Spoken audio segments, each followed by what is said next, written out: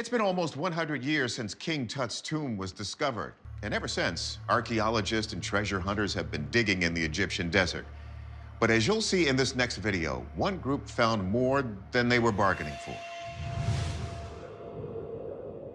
A group of treasure hunters is battling heavy winds in the Egyptian desert in search of lost pyramids. It's May 2013, and the team is working with amateur satellite archaeologist Angela Mickle, who's directed them to these coordinates. It was a very large triangular mound, and I was like, wait a minute, this could be undiscovered. Suddenly the wind picks up, and the team is stopped in its tracks by the sound of a whisper in the air.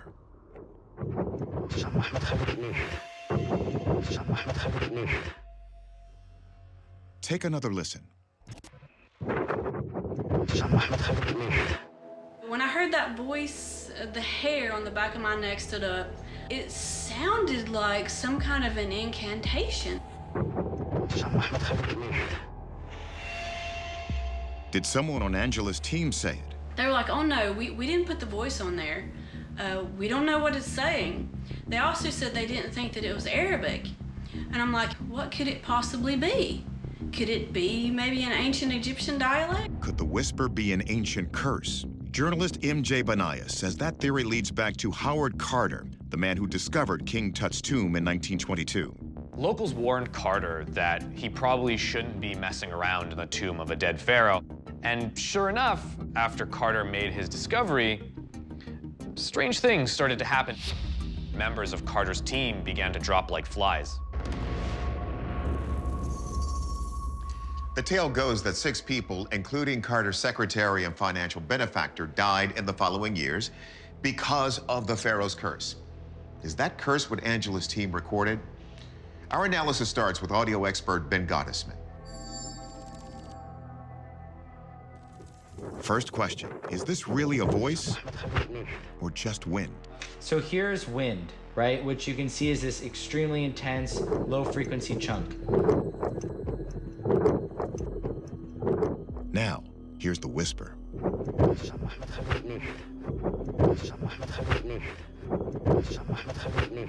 Next, Gottesman compares the sound of the whisper to a human voice. Here's a human S sound. Now listen to the whisper.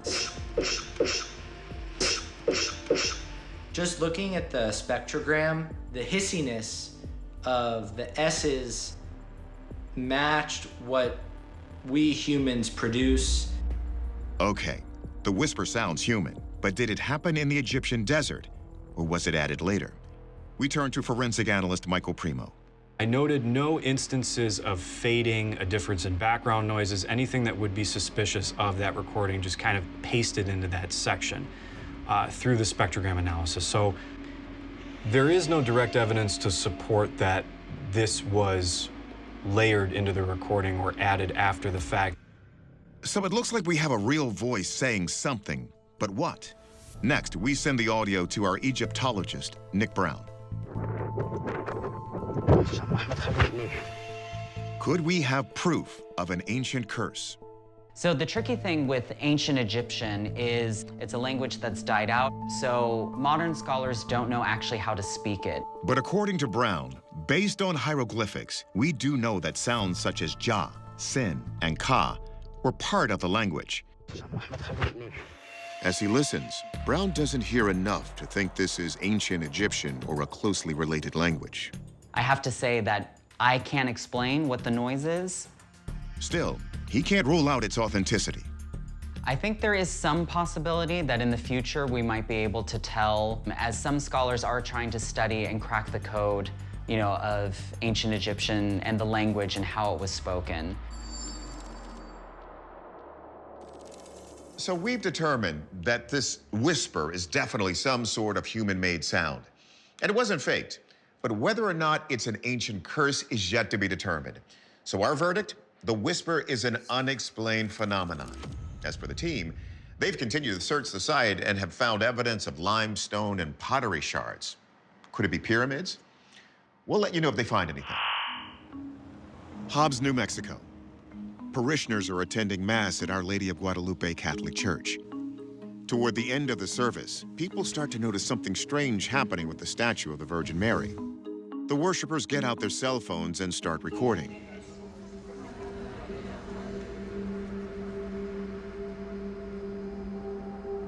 From the video, it appears the statue is crying actual tears. Take a closer look at the cheek. Many of those who see the video believe this is a supernatural event. And this is not the first time something like this has happened. Religious scholar Diana Pasulka says this tradition goes back centuries. Mary is the mother of God, and she's sad, and sometimes she cries tears of oil, and sometimes she cries tears of blood. These are relics, basically, thought to have divine power. But how do we know this isn't some hoax meant to deceive the faithful? It's time to ask the experts, is this proof or not?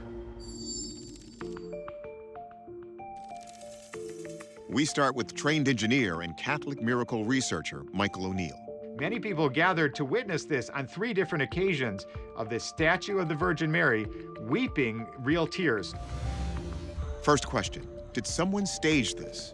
We looked for internal ductwork. Has something been installed inside the statue or outside the statue that would place tears on the eyes in a mechanical way? And that was ruled out. We also have to consider somebody sneaking in at off hours and putting droplets in the eyes and then alerting everyone saying, see, we're looking at a weeping statue.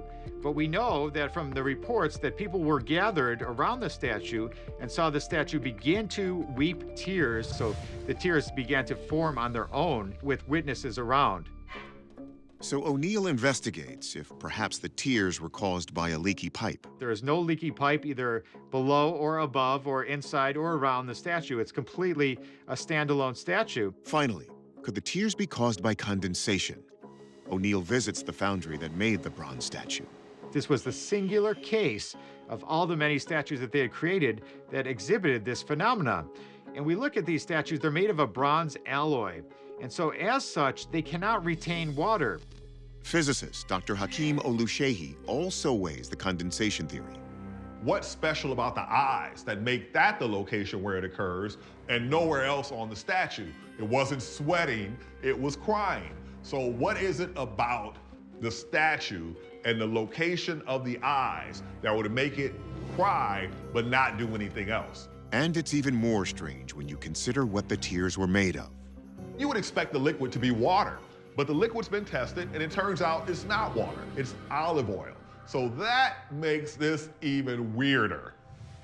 So if it's not a hoax, a leak, or condensation, then what is it? This seems to be an authentic case of a miraculous weeping statue. We may not know why it's happening, but we know that it is happening. The Catholic Church has yet to verify this incident as a miracle. But so far, there's no earthly explanation for the Weeping Mary of New Mexico. And that olive oil is what does it for us. Our verdict, an unexplained phenomenon. And if you want to call it a miracle, you go right ahead. You ever get that feeling that you've been here before? And I'm not talking about deja vu. I'm talking about reincarnation. Millions believe in it as a matter of faith. But could there be photographic proof it's real?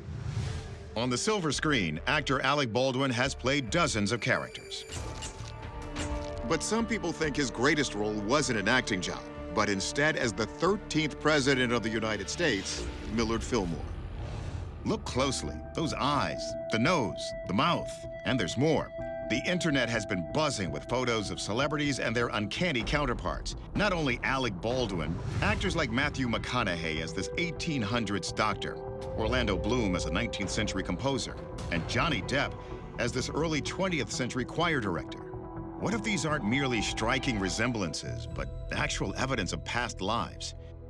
For Barbara Carlin, the idea of reincarnation isn't a theory. I was about 2.5 years old, and my mother was calling my name. And then I said, yes, but my name is not Barbara. My name is Anne Frank.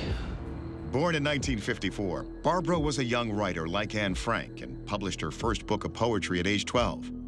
And Barbara insists she has vivid memories of her past life as the famed Dutch diarist. I woke up almost every night screaming and crying and reliving what happened to me in my past life. It's like two worlds. I live in two worlds at the same time. To her family, that seemed implausible, until they visited Anne Frank's home in Amsterdam. I said, I know exactly where we are, and I led the way, and sure enough, there it was. Barbro told a tour guide there were pictures missing from the walls. And she said, Barbro, you are absolutely right. They had taken down those pictures to put them in frames, but they were there, and Anne Frank did put up those pictures. How could you know this? Barbro is just one of many. Researchers at the University of Virginia corroborated 1,500 cases of past life memories. Could Baldwin, Depp, and McConaughey be other such cases? Now, these celebrity lookalikes are certainly striking, but are they really images of the same person? Let's put these photos to the test. Wonton Tad is the co-founder and CEO of Clearview AI, a widely used facial recognition technology. The technology has really caught up. And so with the Clearview AI algorithm, if you've lost some weight and your face is thinner, if you grow out a long beard, we can still recognize you. We gave Juan the photo of Alec Baldwin to see if it's a match with Millard Fillmore. In our first test, anything below a 0.8 on the scale is a match. Incredibly, the first test for Alec Baldwin came back just within range for the match category, a 0.78. Could it be possible?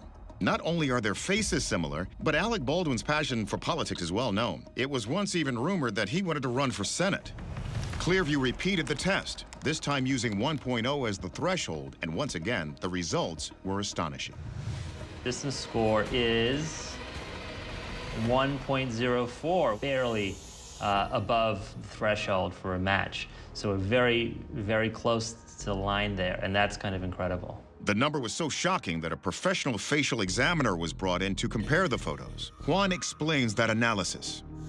When you look here, the first one is the lower lobe exterior shapes are quite different. And the other inconsistency was between the lips. And you can see that the photo A has a rounded upper lip, and photo B, which is Alec Baldwin, has a thinner upper lip. So the photos are close, but not a perfect match. Neither was McConaughey, and we're still waiting to hear about Bloom and Depp. But the question remains, is reincarnation real? Barbro Carlin's answer is yes, a hopeful yes. I have had these memories, and I have gone through this to be able to tell that there is always goodness and light at the end of the tunnel.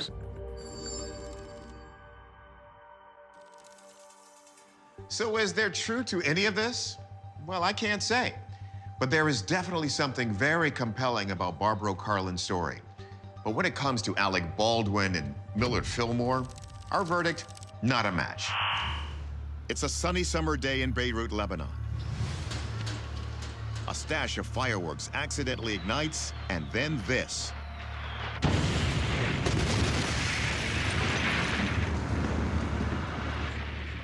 What you've just seen is an explosion at a warehouse containing 2,700 tons of highly combustible ammonium nitrate caused by those fireworks.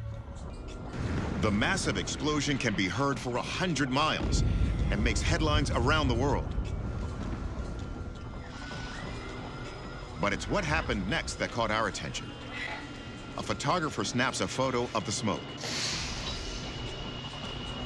Oh my God. Oh my God.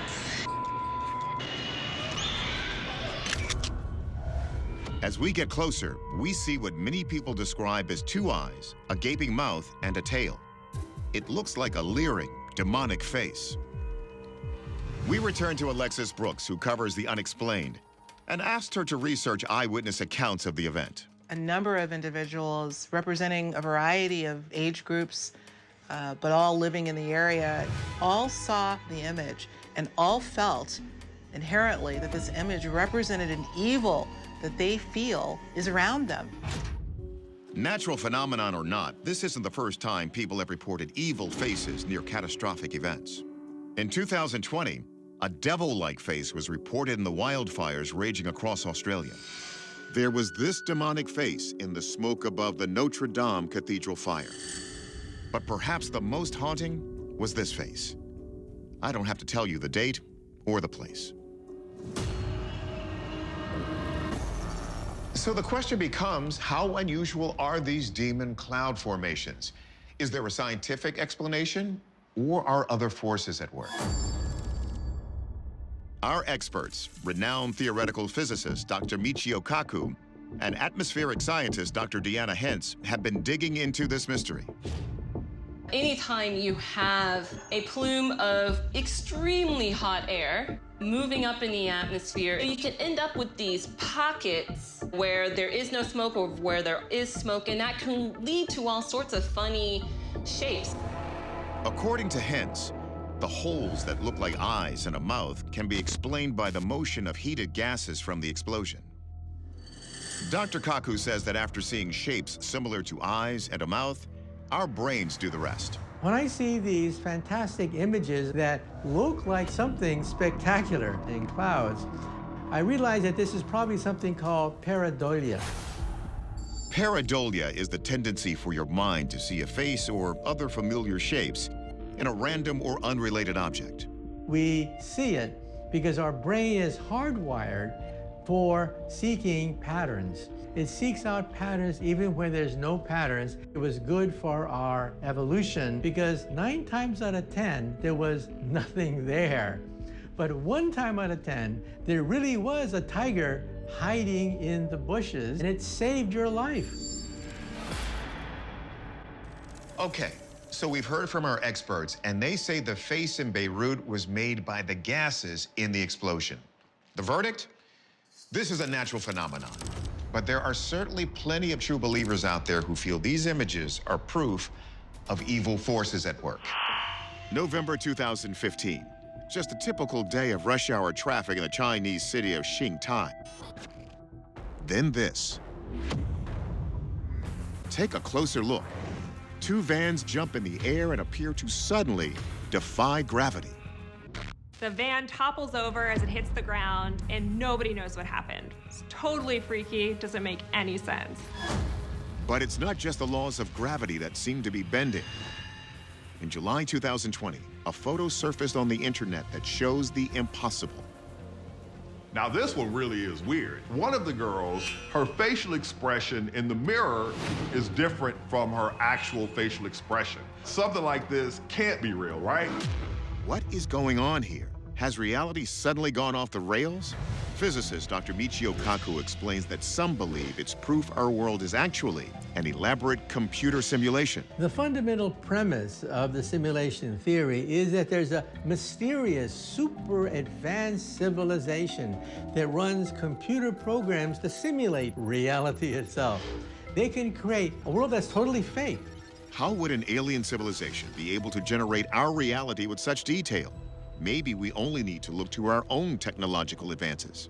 In the 70s, we were playing Pong on a black and white TV. Now we have virtual reality. If we are capable of this kind of technological advancement, then an alien race that's millions of years, ahead of us could create simulations that we can't even touch yet. So when a car mysteriously jumps in midair or a mirror shows a wrong reflection, simple, it's a glitch in the alien's computer code. Not everything you see is always working the way it should. The computer's frozen, and some people perceive this phenomenon as proof that this is a glitch in the matrix. Now, if you believe we're not alone, and you believe technology advances exponentially, it follows that an alien civilization may well have evolved to the point that they're running lots of big simulations, and we're living in one of them. But are these images proof or not? We first sent the bizarre video of the car to science writer and forensic video analyst Mick West. My first thought was perhaps there was some kind of water main break, and the water was rushing up underneath his car and pushing it up into the air. West zooms in on the video. There's clearly no water seen underneath the cars, but he does find a clue in how the van jumps in the air. It kind of jerks and then it's suspended. The only plausible thing that could hold up something like that is a rope or a cable or a chain. Okay, if we're looking for a cable or chain, I don't see anything. But West says take a closer look at the right-hand side of the screen. See that large vehicle between the two cars? There's a street sweeper going by, kind of about the same time that they get raised up into the air. West did some more digging. Turns out this street sweeper is the key to the mystery. What actually happened was there was a cable lying on the street, and this cable got tangled up in this street sweeper, and it pulled the cars up into the air. And because the video is very low quality, you can't see this. So chalk one up for everyday reality. But what about the photo of the girl in the mirror? We ask our other forensic video analyst, Michael Primo, to take a look. So I began my investigation by examining what's referred to as the metadata information. This particular image, I noted several consistencies with what I would expect to see as an original. I noticed no inconsistencies in the digital information. Primo confirms the file is a camera original, but could the face in the reflection have been digitally manipulated after the photo was taken? I look for any kind of inconsistencies in directionality of light, any kind of inconsistencies in the actual compression blocks, which is a X-ray version of the picture, which looks for areas of the image that have been copied over, duplicated, cloned, etc. Here's where it gets freaky. We would expect to see some sort of pasting of these two faces, but I do not detect any evidence of tampering of any kind. This is likely what actually was being documented in real life. So it turns out those cars and vans can be explained pretty simply. Our verdict there, a tangled cable. But the examination of that photo is rock solid. There was no digital trickery, and who knows? It could be evidence that this reality is not really real. Our verdict on the photo, unexplained phenomenon.